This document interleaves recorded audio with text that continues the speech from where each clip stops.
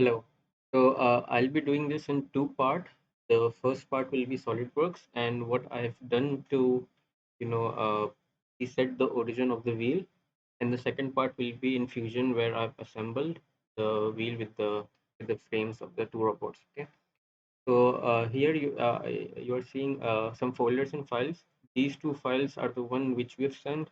You can ignore these files. I think I won't be sending in the WeTransfer link because this is huge. The file of the SolidWorks file which is equal to you will be the solid SM folder, which is solid assembly, and the two robot assemblies. Okay, I'll just open this for you, and you can see that this is the assembled um, file, and the wheels can rotate about its axis, and everything is in place. This is the robot one. If I just drag this wheel or any other wheel, it's spinning around its own axis.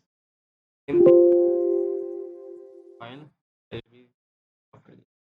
Okay, so robot 2 wheel is same, is the frame is different. So what I've done is I've opened the step file and I've made two assemblies because assembly is easier to open than step file. And assembly, when I opened the assembly, what I did, wait a few seconds. What I did is I just isolated the wheel from it. From one assembly, I isolated the wheel, and then what I did is I did the opposite and isolated the frame. So I can have two separate individual parts, the frame and the wheel. And here is the reference solid part. The wheel, this is this wheel is not correct because the origin is not reset in this wheel. I'll show you that. I'll show you what I mean by that later. And the two frames I've separated in solid part files by isolating them. Okay, so that is the easiest part. I'll just show you the first frame that there are no wheels in this, only just the frame and some bodies. Now coming to what I've done. When I when I isolated the frame, sorry, when I isolated the wheel from this step file and everything, then what I got is the wheel file.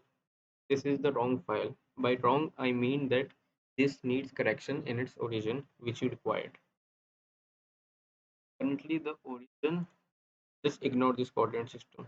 Currently, the origin, if I select this origin, it's highlighting over here.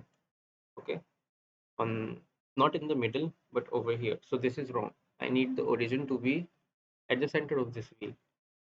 So what I've done, there is no coordinate system right now. What I've done is I've added a plane between these two guys.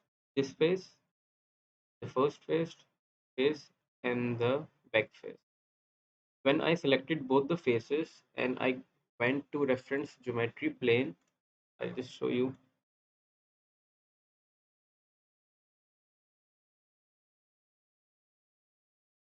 When I selected both, control select and went to reference geometry plane, it adds a plane in the middle. And that's what I need, exactly the middle of these two faces. I've already done that. I won't be doing it again. I have this plane one over here, which I did in the same exact way. Second, second step is I clicked on this plane and started a new sketch. As the sketch is planar, the sketch will be exactly in the middle. Then I use this circle as a reference and created a point. The point can be created by going to sketch, point, and just clicking, hovering about this and just clicking at the middle when it shows the center point. Points are just simply points. Okay. And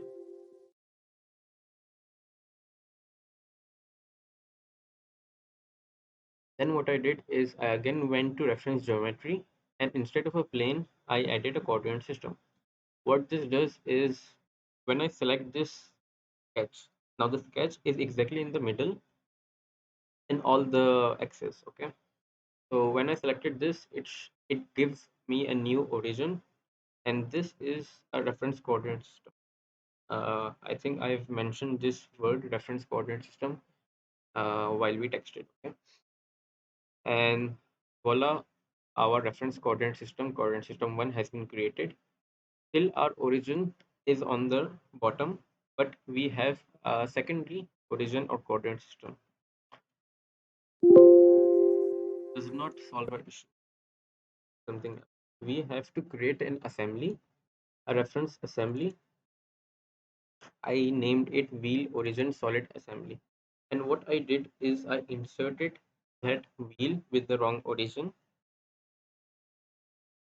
and I mated it along this. The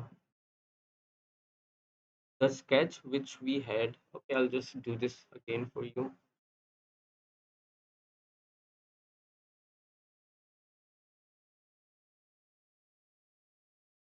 This wheel is hovering or not fixed in space. We have the origin of our assembly over here, and we have a hovering object over here, but we know the center point of this object, which is this dot or the reference coordinate system, and we know the origin of this hypothetical assembly. So I need this to be placed over here, but with proper constraints. So what I'll do is I'll control select this sketch and this origin and make it coincident. So this directly sits on this origin. But still we have other degree of freedoms which are still free. For example, this can rotate about any of its axis, which we do not want. So next what I've done is we can use any of the planes, but I've used the plane which I created and made it with the right plane because they both lie on the same plane. Okay, I just unsuppressed this. And lastly, we need any of the plane. I think I've used top plane and just make it parallel. So this does not spin around its axis. Currently this can spin around its axis, and see the origin, the wrong origin is just flying around the corner.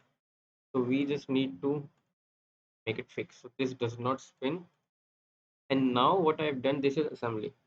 Simply I've went to save as, and in solid part I've just saved it as a part, not an assembly. This is the wheel origin solid part, and this wheel is correct. Okay, because the origin is changed from the part to this assembly, and the assembly and the origin is lying exactly at the middle. I don't know if you get it, but you can just look at the origin over here, and it's lying at the center.